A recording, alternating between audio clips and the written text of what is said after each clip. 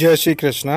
आज जानकारी लेकर आए हैं अगले 1.5 महीने में यानी अक्टूबर में और नवंबर में कौन कौन से मुहूर्त हैं जो शुभ मुहूर्त है साधना शुरू करने के लिए। जिन लोगों ने अभी साधना शुरू नहीं कर पाए किसी कारणवश या जो आगे करना चाहते हैं, ज़्यादातर जो साधक हैं वो अप्सरा साधना करने की तैयारी कर रहे हैं और अप्सरा साधना की जानकारी ले रहे हैं। उन सभी के लिए मुहूर्त बताते हैं, या फिर महालक्ष्मी योगिनी साधना है या फिर यक्षिणी साधना है, कब आप कर सकते हैं वो आपको बता देते हैं।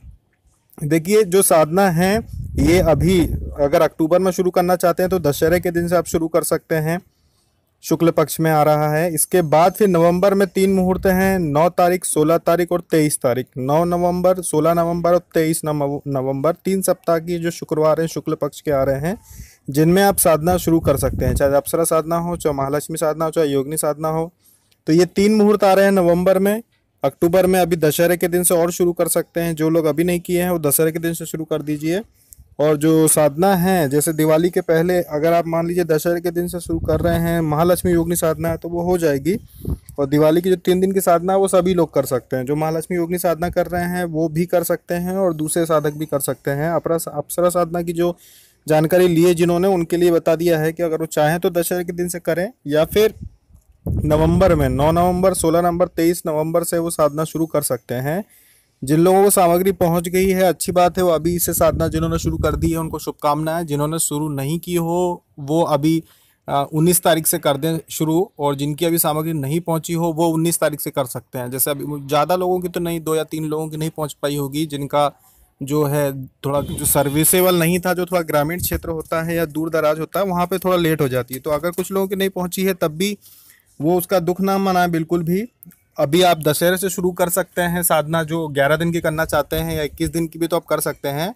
और दिवाली के दिन में भी जो आपकी महालक्ष्मी पूजा है या लक्ष्मी जी पूजन होता है उसको करने के बाद आप अपनी साधना कर सकते हैं, क्योंकि दिवाली की रात को भी साधना के लिए अच्छा माना जाता है। इसके बाद के तो शुभ मुहूर्त बताई दिए हैं आपको कि कब कब करना है। वैसे तो 12 महीने ही रहता है, और अभी तो ये शुरुआत हुई है साधना के जो शुभ मुहूर्त है। अभी तो श्राद्ध के बाद अब शुरुआत हुई है, तो अब तो ये चलते रहेंगे आपके, अगले साल तक चलेंगे। अभी आपके मई, अप्रैल मई तक बहुत बहुत ही सारे मुहूर्त हैं, हर महीने में साधनाएं कर सकते हैं। तो अभी जो साधना शुरू नहीं की जिन्होंने, वो दशहरे के दिन से करें। दशहरे के दिन से भी जो नहीं कर सकते हैं या कहीं आना जाना है जिन दिवाली की वजह से, वो नवंबर में शुरू कर सकते हैं। 9 तारीख, 16 तारीख और 23 तारीख, ये 3 आपको तारीख बता दी है जब आप साधना शुरू कर सकते हैं। जय श्री कृष्णा।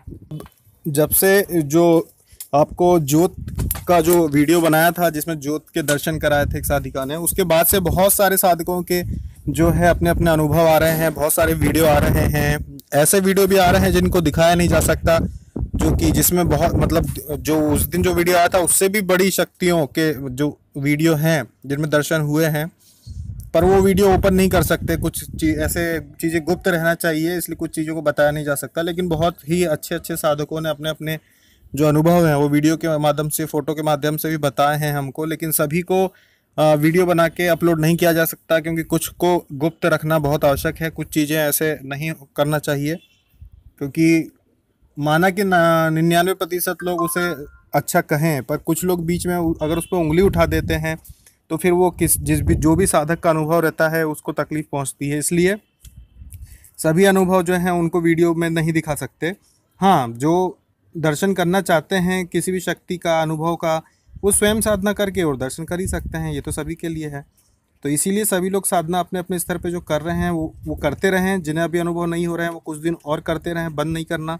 जिनकी 11 दिन की साधना है, 8-10 दिन हो गए हैं, तो नवरात्रि में भी करते रहिए। दशहरे के दिन आप समापन कर दीजिएगा या अब अष्टमी के दिन समापन कर दीजिएगा। अभी मत बंद करना, अच्छा मुहूर्त चल रहा है तो अभी कर लीजिए। और उसके बाद भी दशहरे के बाद भी शुक्ल पक्ष चल रहा है तो फिर अच्छा मुहूर्त मिल गया आपको, तो आगे भी बढ़ा सकते हैं।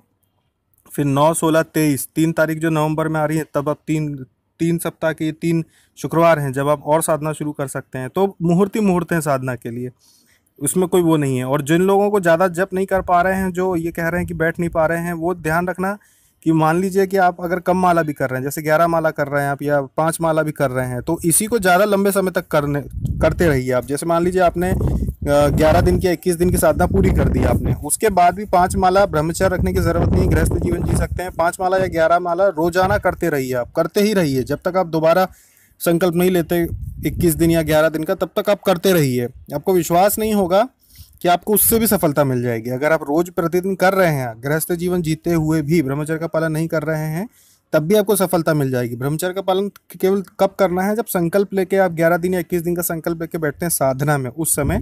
बाकी समय ब्रह्मचर्य की जरूरत नहीं है। इसके अलावा कुछ लोगों का ये सवाल है कि हम सुबह जाप करें या शाम को भी जाप करें।